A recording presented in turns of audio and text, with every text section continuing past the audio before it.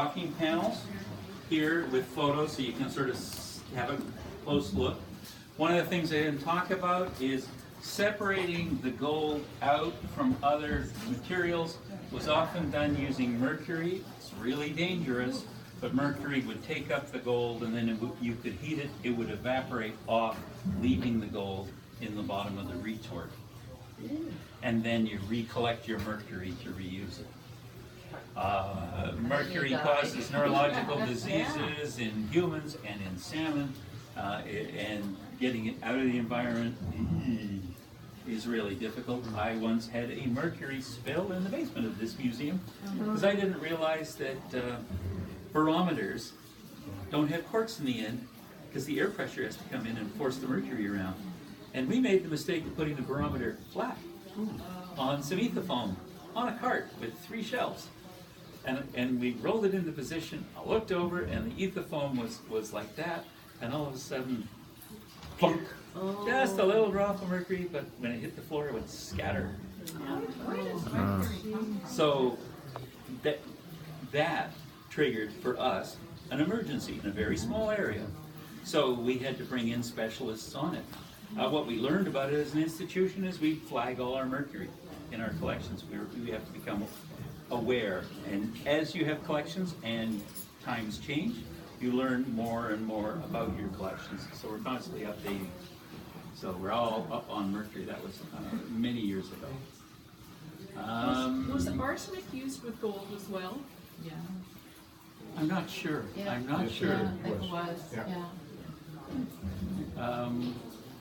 You can see some. It might have been with leather. You can see some gold workings no, in Arizona where you can see. Oh, sorry. The vats where they did. Oh, that. yeah. That would be a process that used acids. Acids and arsenic were mixed. That's more of a 20th century corporate process, Okay. but not in the 19th century. So I'm not sure. Yeah. And lots of custom little hand tools and things like that.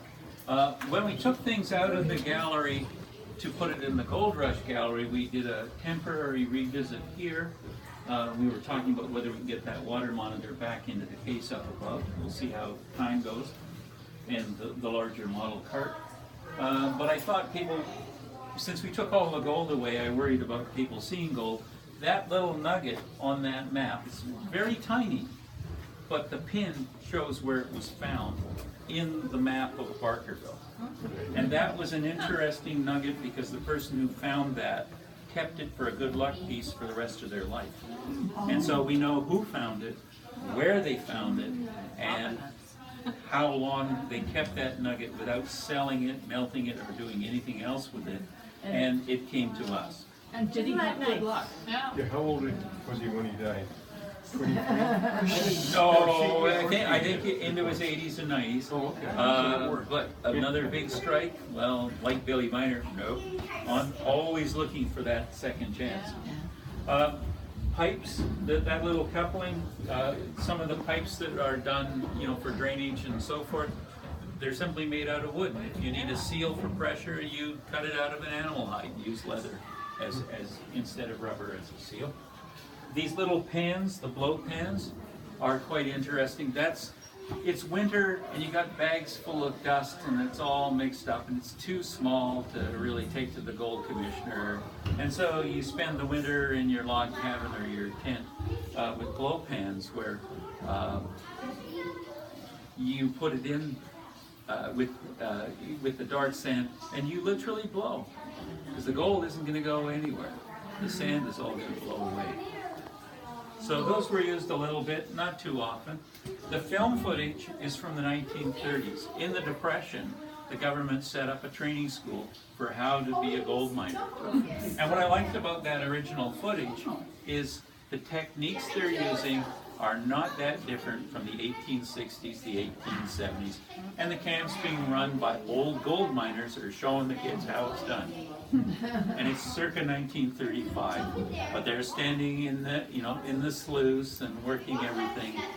So the gold industry does not go away. It's still with us today.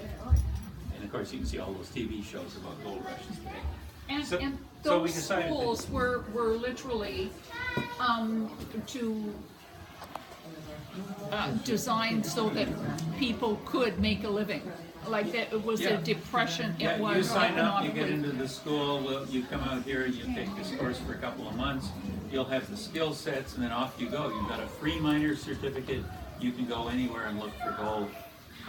And now, just like the 1850s, you're talking to people going, well, where are they finding it? And somebody might say Cassiar or Atlant. Oh, okay, I'm gonna go up there and see how it works. Or, what about this country? Well, it's supposed to be, but nobody's ever found anything. Well, I'm gonna go look. Some of the corporates now are going back to some of the old sites And it's reworking the trying to- tailings, yeah, because the technology allows them to pull stuff that other people thought, well, that's not a good size nugget, I'm not interested in dust. I'm just grabbing the nuggets and then I'm going to the next place. Yeah. So a lot of tailings are being reworked. This giant graphic map, I've always liked this. This is Perry's mining map of the West Kootenays. So we're down around Nelson. But what I liked about it is the graphics. Claims that are producing gold are on the map in gold. And if it's a silver claim, they're on the map in silver. And it shows you where the gold fields were in the 1890s in the Kootenays. So, you know, other gold rushes.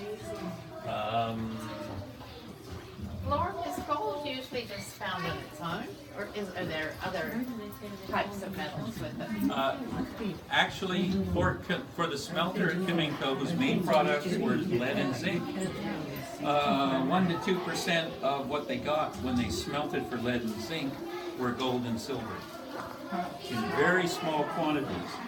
But for Kimingco, the gold was pure profit, and they were getting ingots of it because they processed so much material to get, you know, we need to produce 800 tons of lead.